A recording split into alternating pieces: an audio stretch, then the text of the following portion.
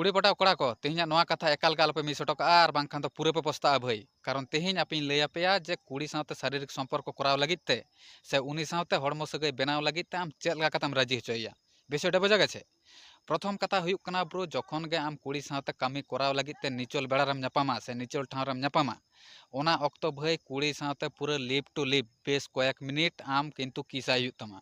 और जखन गे भाई नॉ नोंका टाइम धरे बेस कयेक मिनिटेम किस दाड़ावाया तखन खान के किन्तु कुड़ी उत्तेजितोआ और भीतर खन उत्तेजना बाड़ती लेन ताय खाय भाई आज आज तेगे किन्तु हड़मोय आलायमा विषयटा बोझा गेछे। तो भाई नॉ पॉइंट जो जहाँ पे एप्लाई दाड़ा से नोआ कथा मतो जो पे कमी दाड़ा भाई ताहले किन्तु विफल बांग चला तपेया जहाँ मने कतेम चलाव कना ओना कमी कराव कते केम रुवाड़ हिजुआ भाई। और जदि बांग पे पतिया नोआटा आपे ट्राई कते नेल पे विषयटा बोझा गेछे। चलो तबे जहाँ को नितो हो चैनल आउरी पे सब्सक्राइब भाई अवश्य चैनल सब्सक्राइब का तबन पे साथे लाइक कमेंट शेयर दो एकाल गे आलोपे हिड़िया भाई। कारण दुलार रायबार यूट्यूब चैनल रे दो लाभ रिलेटेड भिडियो को अपलोडोगा।